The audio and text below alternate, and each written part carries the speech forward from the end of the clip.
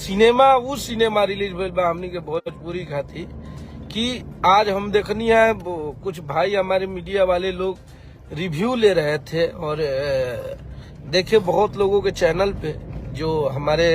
भोजपुरी के लिए न्यूज बनाते हैं, खेसारी भैया के लिए बनावे ला लोग,